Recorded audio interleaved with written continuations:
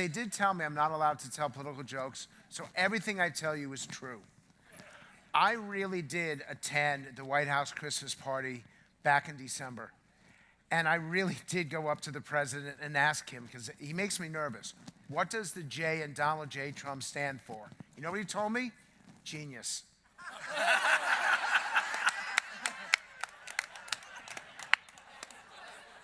So I had to explain to people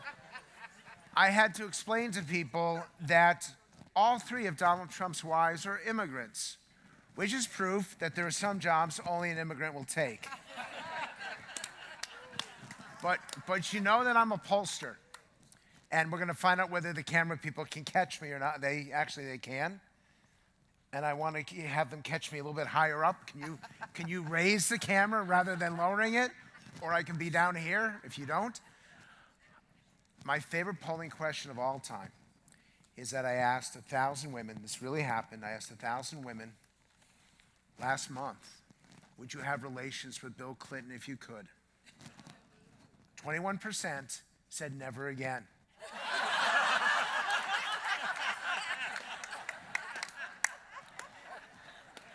So I have to start that way because I wanted to do something that's very important to me. And I cannot actually believe that you're here. I'm grateful to have been invited. This is an honor and a privilege for me. It's been a very difficult couple of weeks. But the fact that the greatest living historian is in my audience, I was raised to be like you. I am not like you. You're smart. I'm an entertainer. And I learned so much from you. And as much as the stories are really powerful, it's how you carry yourself. It's the ethics. It's the civility. It's the decency. It's the love that you show this country. You're not just a historian. You're like the patriot in chief of America.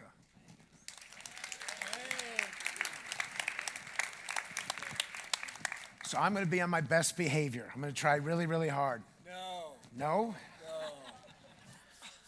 Okay, by applause. If the election were held today, how many of you in this room, if it's between Trump and an unnamed Democrat, who in this room votes for Donald Trump? Applaud. Who votes for the unnamed Democrat?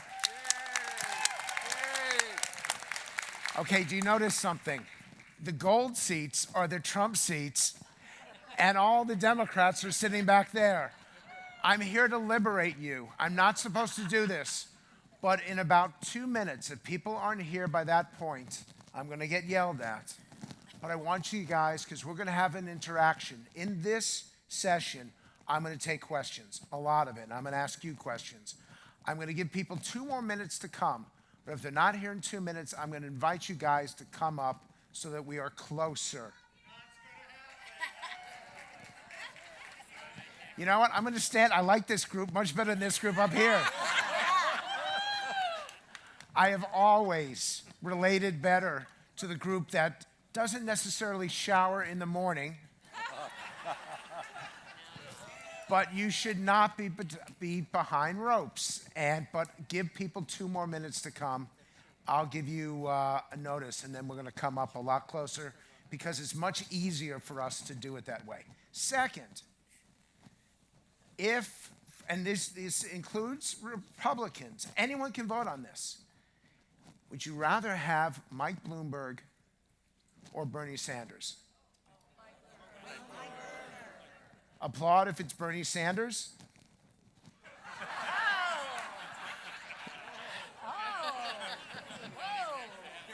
There are 300 people in this room and not one person applauded. This is like Bernie Sanders' Thanksgiving Day table. I don't know if you know this. Bernie Sanders is so old it takes him an hour and a half to watch 60 Minutes. He's so old, she's doing this to me. He's so old, his favorite painting is The Last Supper. If you look carefully, he's the second waiter from the left. Bernie Sanders is so old, the only time he doesn't have to pee is when he's peeing.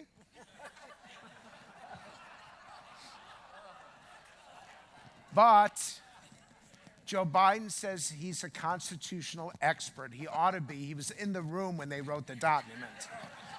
and you can prove that.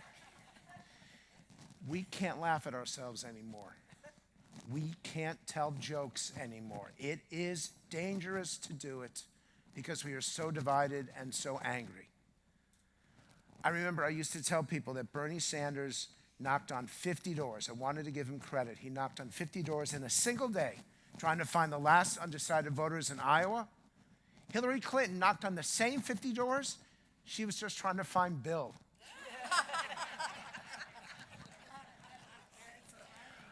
I want you to cue up the video.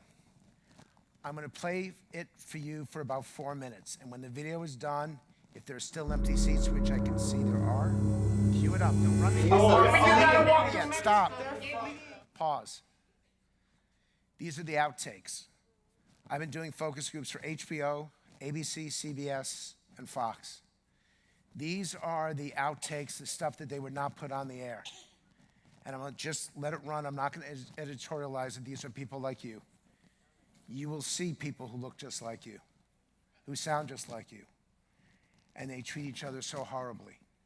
They won't put them on television because it's an embarrassment, and they don't think it makes these networks look good. I want you to see it because I want you to see the word that has driven me now for the last 5 years, which is the truth.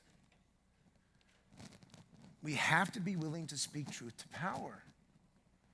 And it's not by saying that the other side is wrong. That's the easy part. We have to be willing to tell our people, the people that we supposedly support, that they are wrong. Shouldn't speak that way. So I know in this area there are some Trump people, and I'm going to start with this statement. You still can't justify how he speaks. You can't justify how he tweets. How many of you have got kids? Raise your hands. How many of you have grandchildren? Raise your hands. How are there more people with grandchildren than kids? I thought biologically that's impossible. I need to go to one of the science sessions so you can explain to me how that works. By the way, you know what the strongest human relationship is? It's not husband-wife. It's not brother-sister. It's not cousin. It's grandparent-grandchild. You know why? They both have the same enemy.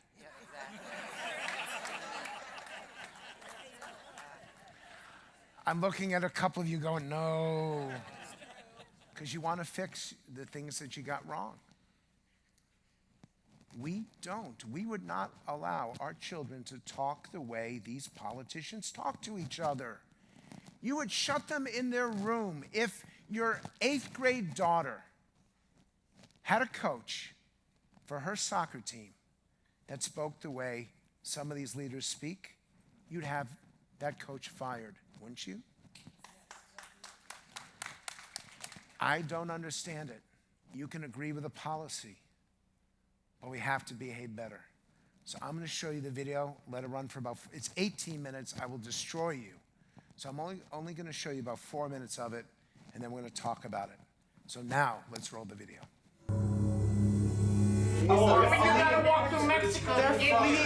They're fleeing their country. They're fleeing a war-torn country. They're coming in the right way because they're asking for asylum. They're asking for asylum. That is the right way. That doesn't make it. Yeah, but I'm not worried about an asylum seeker coming in trying to kill me. Why do you lock your door at night? Because I don't want to get my stuff stolen.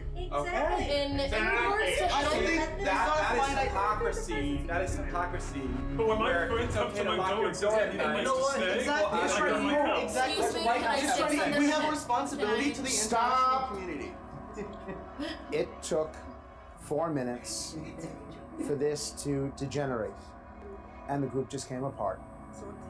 Is this America? No. Yes.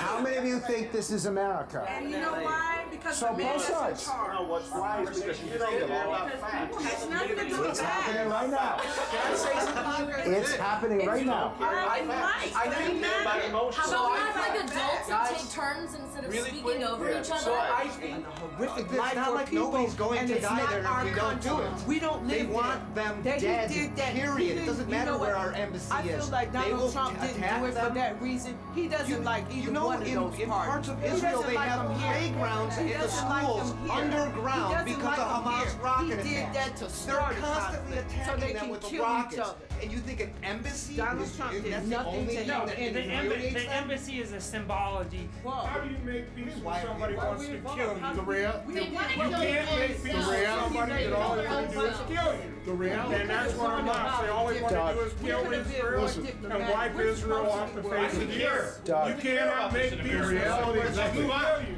The reality. You can't. God said to stand with Israel. Oh my Listen. But hold on. When did God come tell you that? He didn't tell me. But if you have a Christian president, that's what he's going to do. The reality. No, really, it's not a Who's a Christian? He's not a Christian because a Christian would not call countries shithole countries. He's not a Christian. Listen, the reality of the He's not a Christian. He's not a Christian. I'm a Christian and I'm offended that you would lock us together. Your children are going to watch this. You think they're going to be proud? You think the American people are going to look in and say this is constructive? This makes them feel. Then why are you doing it? Why are you yelling? Why are you yelling? This is the way that America has become broken down. Then be the change. That's why we're doing it. So? And I'm trying to do it. I try to hold intelligent conversations. I don't hear that. I hear you yelling at interrupting them. everyone. You're raising your voice and talking Excuse over me, them. I'm talking. Thank you. So even that. How is that being an adult? I'm talking still. Yes, Frank, you're looking at me? No, because I'm looking at both of you. Okay. Both of you are doing this. She's staring at you and wants to pick a fight with you. You want to pick a fight with I just her. want to speak intelligently. But there's a difference between intelligent conversation and simply yelling. There, right there's the problem. No, it's not. Right there. Your attitude is the problem. My attitude? Yes. I don't want somebody telling me that my schools have to have prayer. The schools have to have prayer in school. I didn't say that. They did not before. All I said will always be prayer in school. Why? All I said was God chooses the color of our skin. That's all I said. Now, if you I don't said, believe what that, if you don't then believe- who's making the choices? What if you don't believe in Who's God? making the calls? Don't believe in God. That's your choice. And we don't care. Yes, you do, because you try and force it on everybody else. No. You're making a lot of gross assumptions. I'm not making gross assumptions. You I'm are looking making at gross Mike Pence. assumptions. I'm looking at Mike Pence, who signed anti-LGBT in Indiana. So what? I rest my case. It all comes down to listening to what the other person has to say. Open up your ears and not your mouth and listen to what other people have to say, then weigh what's going on. Then what do you They're all think? liars. They What do you all think- lie. Okay, then what do you think of the Everybody says President of about the Trump United being States? aggressive and brutal and all this stuff. But you support- How condescending was Obama? But I you- couldn't stand to watch that guy. He just looked down on top of everybody. Trump will get down in the dirt and work with you. So Obama you would want never have done that. respect. You want respect, but you have a president who takes on women, minorities, everything but white And you know what? males. He won the attacks. election. And he didn't- won. He didn't get and the you guys popular can't vote. handle that. He didn't get That's the popular problem. vote. You can't handle Did it. he get the popular vote? It doesn't make any difference. Electoral college is put in place for that simple reason. He won by the electoral, fair and square. This isn't even about American politics. Enough. Okay, the first one was in Orlando, Florida. The second was in Cleveland. And the third one was right nearby in Phoenix, Arizona. Okay, we got a lot of spaces here. You're going to be pissed at me. I'm sorry. Frank, I've got someone after you. The commissioner of baseball. We can't do it. The commissioner of baseball, it gives me a bigger reason to bring people up here. You can't do it, Frank. I've got it all organized. Okay, they're telling me not to do it, so do this. If you can come fill in these seats back here, that allows you to move forward, but not to disrupt it. And I'm going to get chewed out now, but you promise that you move back for the other ones. But I do want you closer. And this is one of the reasons why I come out here, why I don't stand at the podium, because I want to be as close to you guys as possible. My first question to you.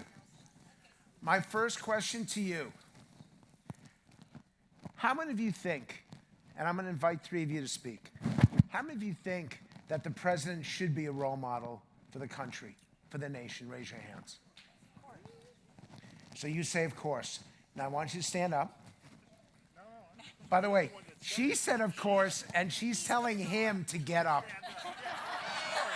Can you film this? This is why there are so many divorces in America. She opens her mouth, and now you have to suffer through it. Okay, tell me, I don't care who you support. How should the President of the United States present herself or himself? Well, speak it up. represents the image of the country, so therefore it should be of the highest level to not degrade our image both at home and around the world. Are we?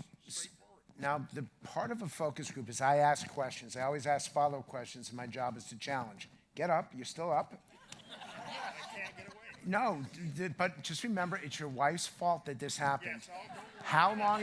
How long have you been married for? 43 years. Wow, the divorce is going to be very expensive. So do we choose?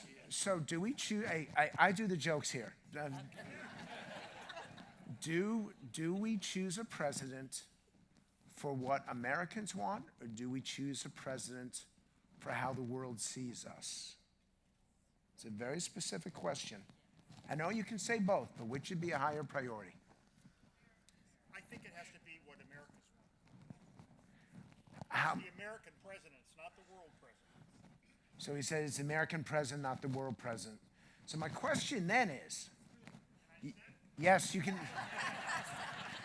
I don't know. Does your wife say you can sit? It's okay? You need to have a talk with her when we get out of here. I've never seen that happen before. Oh, all the time. All the time? Oh, yeah. I'm lucky I'm not married to you then. So, what do we do? Then what do we do in this situation? You want to participate? Sure. But you got to speak it. I'm going to stand back here so they can hear you. I've forgotten the question. Well, that's still better than a president who never even remembered the question in the first place.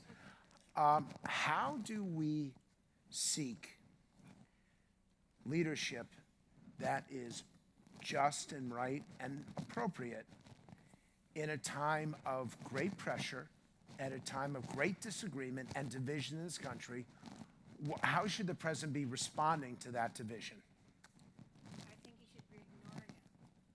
I think he should go about his duties and be respectful and honorable. I can't, the problem, oh, we got a mic. Okay, we're going to fix this. Here we go. That should be live for you. Okay. I think that our president should ignore what is said about him. I think a president usually has broad enough shoulders that they can do that. And I think they ought to be respectful.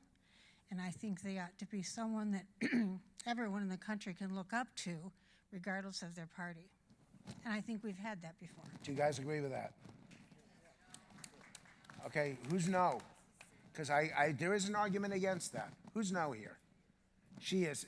You guys are, this is the greatest group of snitches I have ever seen. So you're no. What happens if the president is not given a fair shake by those who report him? You can say a lot of things about Donald Trump, but you cannot say the press has been fair to him. They did not give him a break from early on. Now, he brought it on himself,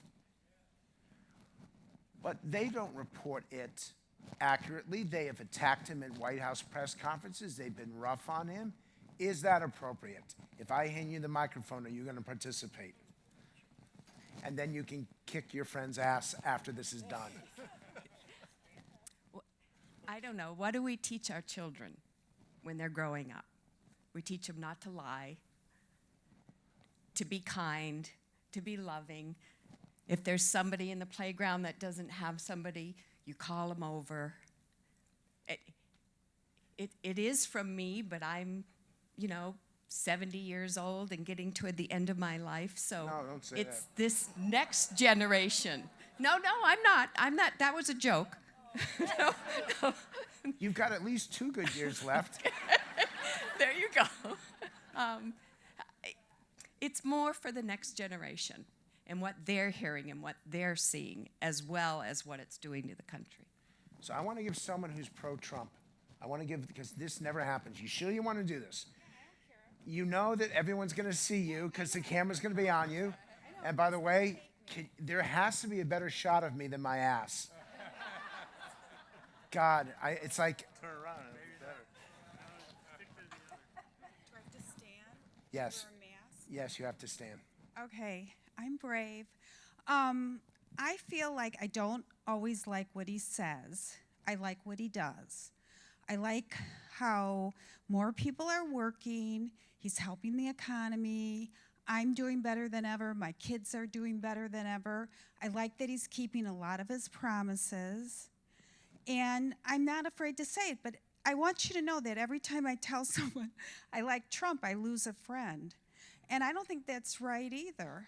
I'm allowed to like what I like. Who is black and white? And maybe there's a president who speaks beautifully and promises things and then doesn't follow through or does something behind people's backs.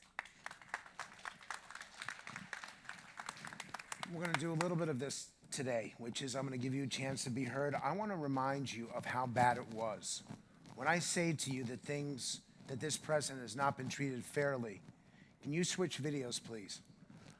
We put together a videotape of what the pundits and what the media said about the president just before he got elected, even up to election night. It's the other video. If you can roll this from even before day one, Trump was not treated fairly, and I'm going to show you about it. That's not going to happen. He's not going to be president. Donald Trump is not going to be president of the United States. Take it to the bank. Okay. I guarantee it. All right, all right. I think if he becomes the president, he'll make it great because the States is already great. I think that man will be president of the United States right about the time that spaceships come down filled with dinosaurs and red capes. I continue to believe Mr. Trump will not be president. He will never be president of the United States. I'll make a prediction, though, for you. And I don't really get into predictions much, but this one I'll go way out on a limb. Donald Trump will never, ever be president of the United States. Let's be clear. Donald Trump will lose the election. Donald Trump is not going to be president of the United States. Donald Trump has been saying that he will run for president as a Republican, which is surprising since I just assumed he was running as a joke. Do it. Do it. Look at me. Do it. I will personally write you a campaign check now on behalf of this country, which does not want you to be president, but which badly wants you to run. This man has got some momentum. I want you to see this, because this is when he was, but by the way, this conversation is a dangerous one to have. You're going to walk out of here and you're going to be energized on one side or the other. But I'm going to have the conversation anyway because it has to happen. If you teach your kids to be humble and civil and decent to each other, can't you do the same with other people who disagree with you politically, even if it's something as broad as this? We have to be able to have these conversations, and if we can't have it in January of an election year, what happens when it gets to October of election year, when every word spoken is going to matter? I just wanted you to see, I'm going to continue this video in 1 second, but I wanted you to see the coverage that he was getting from people at the very beginning, even before a vote had been cast. I think we all need to step back and take a breath. And I think we need to look at ourselves. I do things differently now. I do open these presentations or these speeches with jokes, because I have to lighten the mood. If I don't, I will be miserable. Because all the anger that you all feel is directed at me. And it is a problem. We teach our kids and our grandchildren to work out conflicts, even with bullies, And yet we want to, I know, I can feel it in this room. So you saw that there. Let me roll you the other half of that tape. Keep going. Better be ready for the fact that he might be leading the Republican ticket next. I know you don't believe that, but I want to go on. Sorry to laugh. But so basically, this is the beginning of the end for Trump. The beginning of the end. Beginning of the end? This is probably starting of the beginning of the end for Donald Trump. Right now on our map, we have her with 323 electoral votes. Florida, North Carolina, Wisconsin, Nevada, all of these other states are in poor shape. And there's kind of a soft underbelly of some traditionally Republican states that Trump is risking losing as well.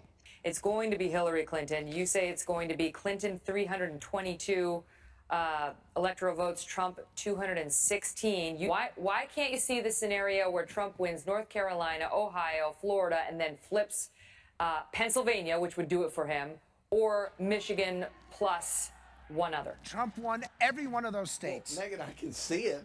It's pretty plain. Why on don't the you map. believe it?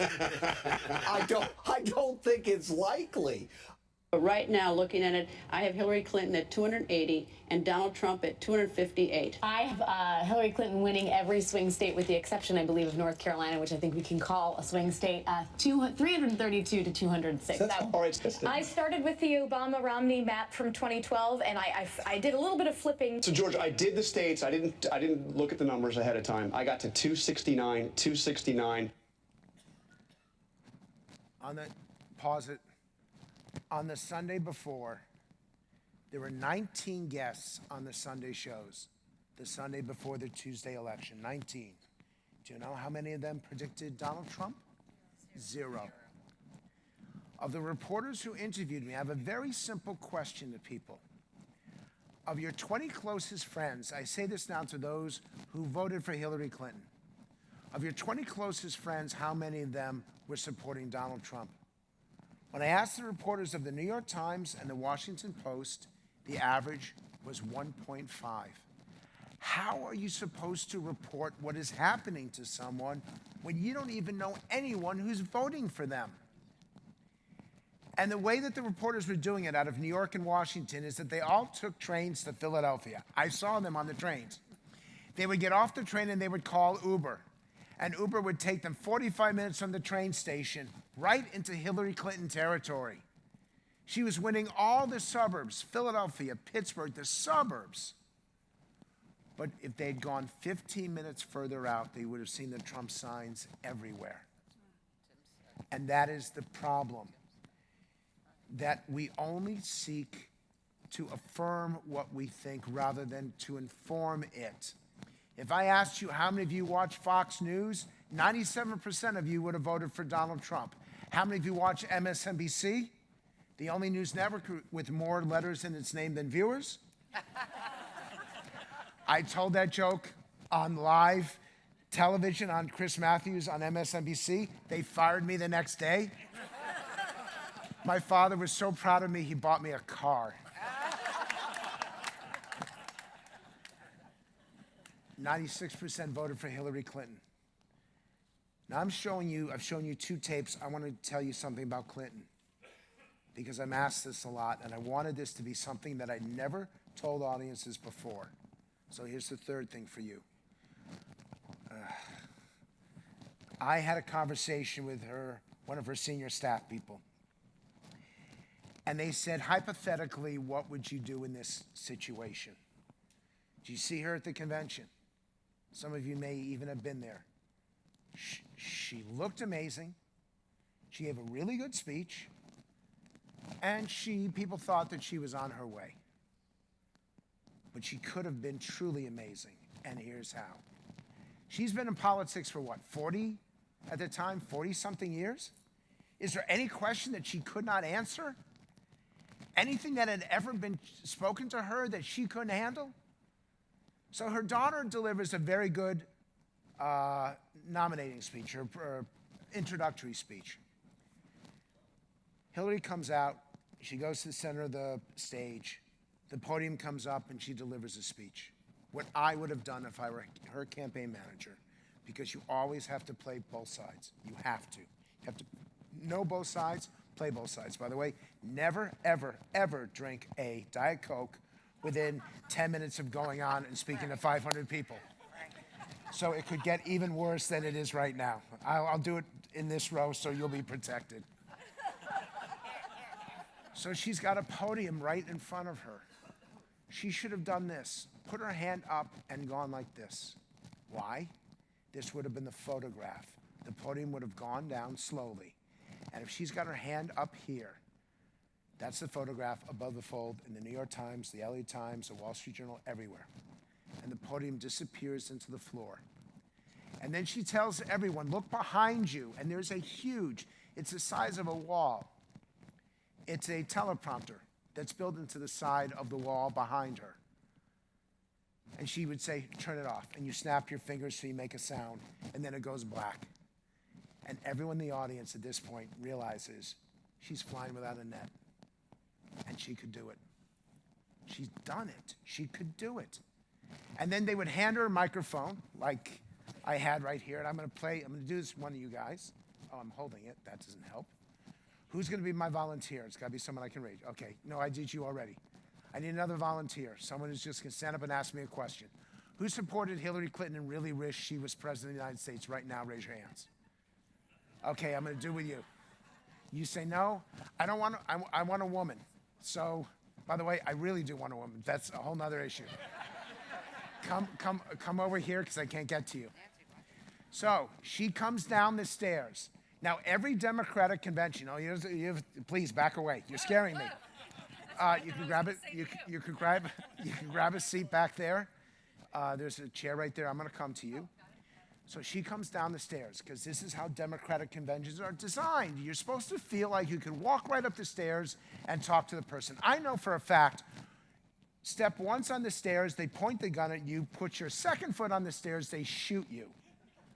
But it looks accessible. So she comes down the stairs. She's holding a microphone and she says, I don't need some Wall Street speechwriters telling me what to think. You and I have known each other for 4 decades. What do you say you and I have a conversation about the challenges facing America and the solutions that we need? And the whole place then erupts in applause. She comes down the stairs, finds someone from a delegation, I don't even know where you're from, hands them the microphone, and I say, what's your name? Randy. And Randy, where are you from? Indian Wells. What made you come 2 minutes? Let's pretend you're here in Philadelphia. I'm in Philadelphia, yeah, Rittenhouse Square. What made you come? What made you get on a plane and fly here? What's the issue that matters most to you and your family? Do you want me to really say? Yeah. I would say. Because it doesn't matter what she says. Oh, okay. Pro-choice. Pro-choice. Guns. And why does pro-choice matter to you? Because I'm a woman and I think it's my right to choose what I want to do with my body. So let me be clear. Do it. Come on. I'm feeling it. Because what this is meant to be is authentic. So she says that, and I make no promises. I've learned never to do that, with this one exception. I will only appoint pro-choice judges to the United States Supreme Court. You can bank on it. Thank you. And I was supposed to elicit applause. She could have, in that moment, broken all of those negative stereotypes about her being distant, about her not connecting. But you have to be close and you have to connect. You can't change someone's image if you are standing 30 feet away from them on a podium. You can only change that image by getting close to them and interacting with them and thanking them. And the best thing of all is someone at that point would cry within that 60 minutes that I have with them. You know that someone's going to say, I want my daughter to know that a woman can be elected president, and I will hug her. And in that hug, I will change decades of an image of being distant. In that hug, I will be hugging all the women watching across America. And you know what? She wouldn't do it. She did not have the guts to do it. So don't yell at me or yell at anyone for what happened. Because if you're not willing to be authentic, if you're not willing to lay it on the line, then how can you expect the American people to embrace you? She could have had this election. Conversely, Donald Trump said something during that convention speech that changed the dynamic as we know it. When he said, Hillary Clinton, it's all about her. Her slogan, I'm with you. Very smart for Trump to point this out. I'm the opposite. I'm with you. I will be your voice in Washington. And when he said that, he connected to millions of people who had been ignored or forgotten. I realize that most of you in this room don't like him, but most of you in this room still feel that Washington is distant, that it doesn't always listen, it doesn't seem to care. And when he said, I will be your voice, there were millions of people who said, that's what I want. I don't like him, but I want to be heard in Washington. And they were prepared to give him a chance. He should not have won that race. He was behind the whole time. And I will tell you, and now I'm going to do a Q&A with you. I will tell you that after the second debate, this is the most offensive moment of the campaign for so many of you in this room, but it was what elected Donald Trump. They had been arguing over ethics and having this battle with each other. And she said to him, you're a disgrace. And he looked at her and said, you belong in jail. To many of you in this room, you were offended by that. We were doing a focus group that night for CBS News. My group burst out in applause. They could never afford, by the way, not only would there not be in these gold seats, or these silver seats, or those seats back there, my group couldn't even afford to operate the cameras. They would not even be let into this building. But when they heard him say those words, I would throw you in jail. To them, it meant he will hold Washington accountable, all of Washington. And again, I know you're offended. Many of you are offended by that. But to the swing voters in America, the idea that someone might actually hold Washington accountable makes a difference. And I went on the air with Charlie Rose, which is ironic considering what happened to him. And I said that Donald Trump is back in this race. And he killed me on live television. And I went back to the group because it's not my opinion. It's 25 average Americans, which we don't spend enough time with, 25 average Americans, and they told Charlie, finally someone speaks my language. Finally someone's willing to hold her accountable. And we know that he was behind by 10 points that day. 10 points. And that debate changed everything. So I want to be responsive to you. I've got 7 minutes to go, and they will cut my microphone. Please don't leave. Was it something I said? By the way, I want to thank the woman there for waving at me. The guy's just going out. He's determined to get the hell out of this room. But at least she says hello. What can I answer for you? Yes, sir, but you got to speak up. Stand up and speak up.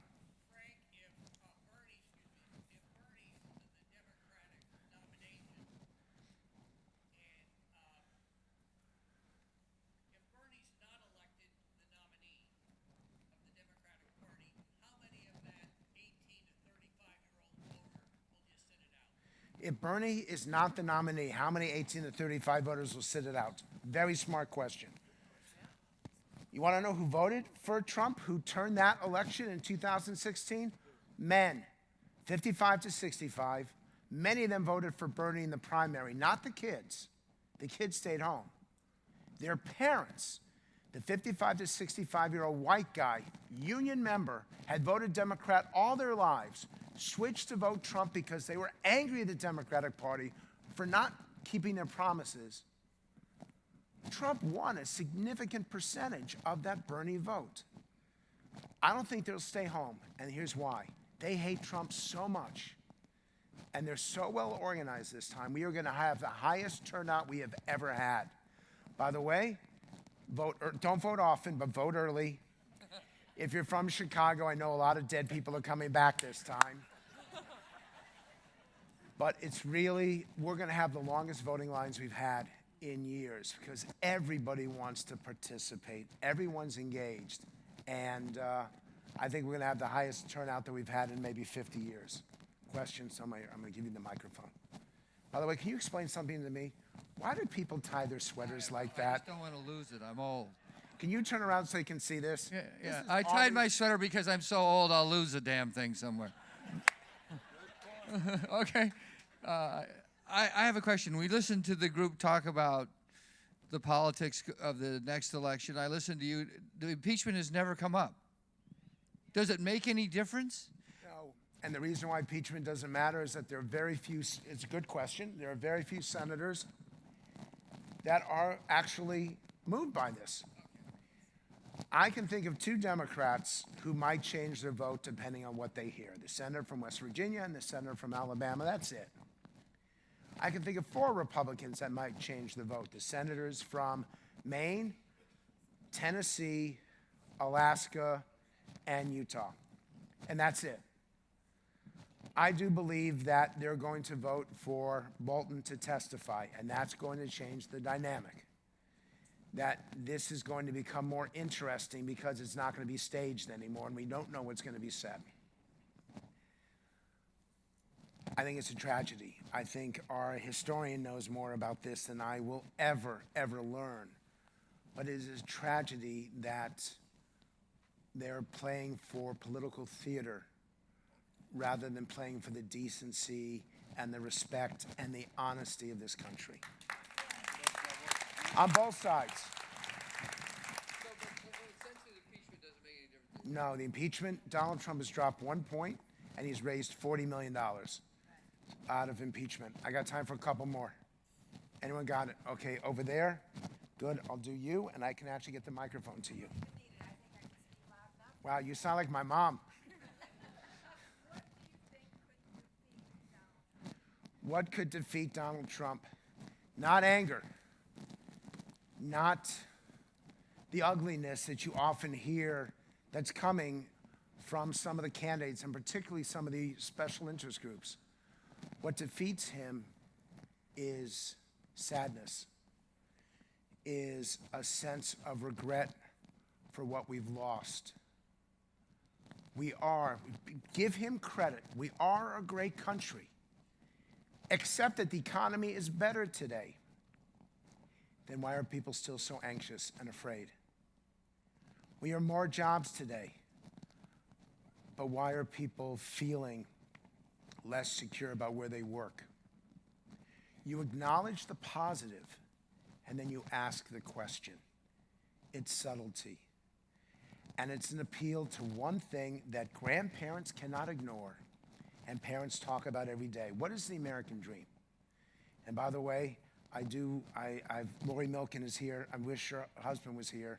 To me, the greatest thing that's going to happen is in the next couple of years when they're going to open up a museum and a center that appreciates, respects, and celebrates the American dream in Washington, D.C. I cannot wait. Please tell him that we are all very excited, and I want to be guest number 1. I get to do a plug. I want to be guest number 1 when they go through the museum. So here, I'm going to give you my wallet. I want to buy a gold seat so I can be the first one in. If you acknowledge where we are and you tell the truth, then people will be willing to listen to the back part of your statement. And the number 1 definition of the American dream isn't freedom. It's the idea that our children will have a better life than us. And that is, it's not an applause line, it's what it is. And the question you have to ask people, are our kids better off with all that's happened over the last 3 years? My wallet may be a little bit bigger, and I may be 50 years old and I'm collecting a little bit more money, but nobody thinks, with all the gun violence, all the horrible things that have happened in our schools, nobody thinks the next generation is better off. Therefore, that would be how I would present myself. By the way, I have no expectation whatsoever that the Democrats will do that because they're too angry. One more. You got it? I'll give you a microphone. Because then they're going to cut me off. Thank you. I think you've spoken, as have others, to the issue of how in this country we defend the indefensible. However, I am wondering, as a political issue, and an important ones for that, why our candidates, all of them, aren't talking more about the huge national debt that we have under the current administration, and why we're not addressing climate change as a truly serious, important issue. So the man who has done more in the U.S. Senate to address the debt than anyone else in the 6 years that he served there is sitting right behind you, Jeff Flake, who spoke before and will be speaking tomorrow. And I don't understand it because I was always a deficit hawk, and I will tell you something as a way to end this. 20 years ago, I worked on the phrase climate change because I questioned the science 20 years ago.